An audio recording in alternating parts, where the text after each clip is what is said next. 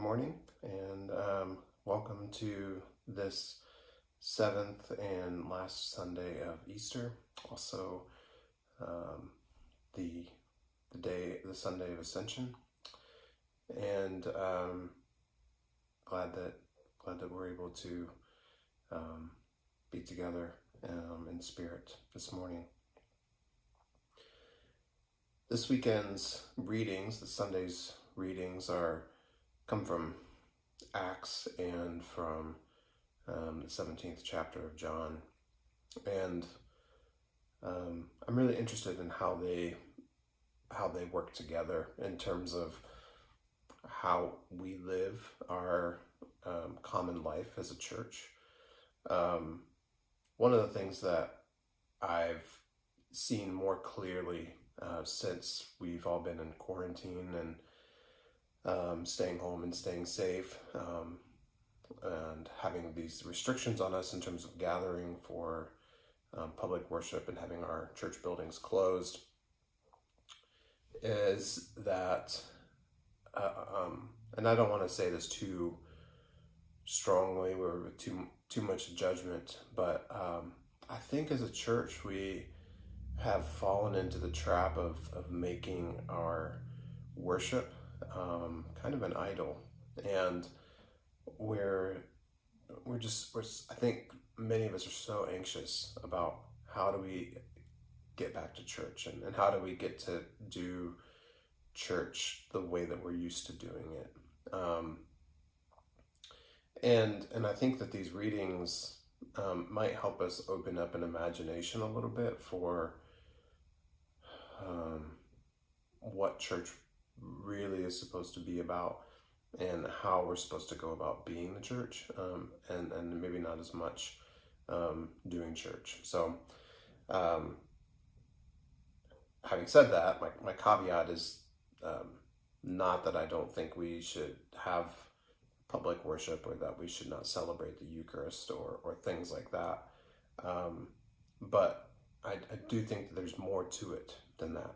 And it's often hard for us to see that there is more to it when that is the thing that we always orient ourselves around. And we always orient ourselves, at least in the Episcopal Church, around the altar. And I think that's beautiful, and I love that, and I'm glad for that gift in our tradition and in our way of being.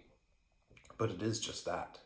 It's a gift. And we know that it's not required, and we know that it's not essential for us to follow Jesus, to worship God, and to live in the Spirit. What happens when Jesus ascends is that his disciples are with him. He's teaching them.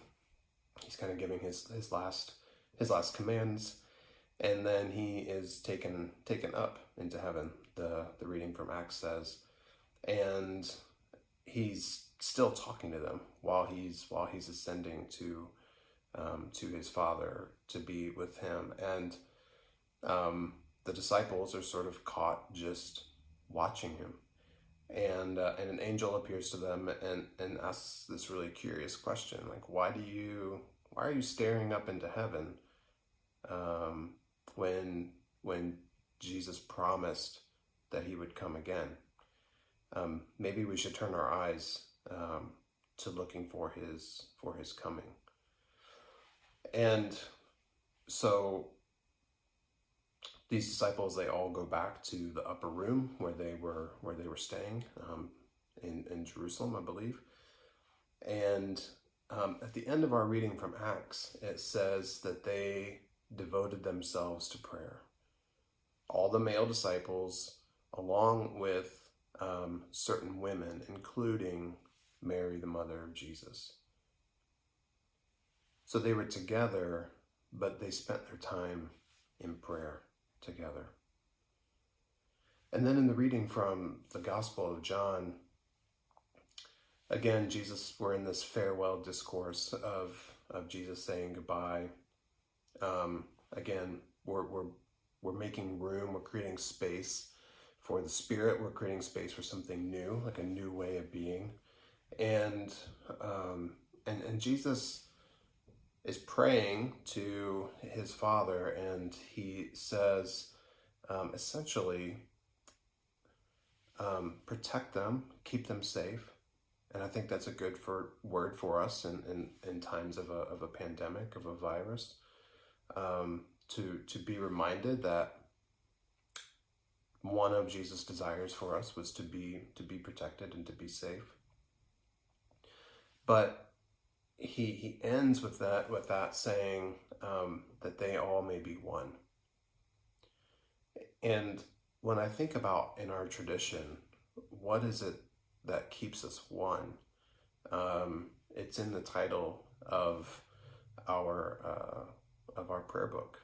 It's called the Book of Common Prayer. And I personally, when I came to the Episcopal Church, and when I found kind of Anglican spirituality, what I gravitated towards was not really the liturgy. And I know when I was in my process for ordination, that tended to raise some eyebrows, and especially amongst the clergy, and they were like, "Well, that's who we are. It's what we do." And what I was attracted to was the daily office. And what I was attracted to was this idea of we can find a common way of being, that there's a third way, there's a middle way always to find, and that we can hold things in common together. And to me, that's a beautiful vision of what it means to be the body of Christ, and to live the way of Jesus on the earth. To do that with creation, and to do that with humanity. That we have a way we live out our baptismal covenant together, and we do that as one. We're still unique, we're still particular in who we are, and we have our own unique voice to add to that. And yet we share this common life, we share this common prayer together.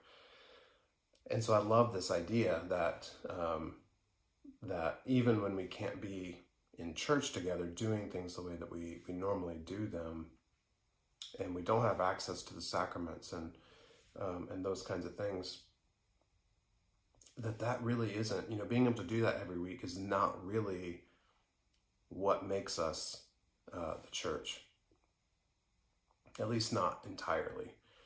And I think that the daily office has often gone to the wayside. I know I personally struggle at times in life of praying the daily office, each and every day. But that's been something I've been able to practice with more regularity, and I hope you have too, because it's that common prayer that keeps us together, and it keeps us going, and it keeps us one. And regardless of, how and when things begin to reopen as far as churches are concerned, which is still going to be a long time away, no matter what the president says about opening churches this weekend, it makes me kind of sick that this whole thing has become so politicized, and I'm also completely unsurprised, because that's how we function here in the US, and it's really disturbing. But we will come back together. There will be a plan, and we will decide with our bishop, and following the guidelines of health officials and our governor and all those kinds of things. But now is a really rich time for us to lean into what makes us one, and that is our common prayer. So this is an encouragement, if that's not something that you've added to your life during these quarantine days, to pick up the materials that we've sent out to everybody and use them. They're simple, and they don't take a ton of time, but they are a way that we can be one together, and that we can fulfill one of the things that Jesus asked before he left this earth, that we would all be one.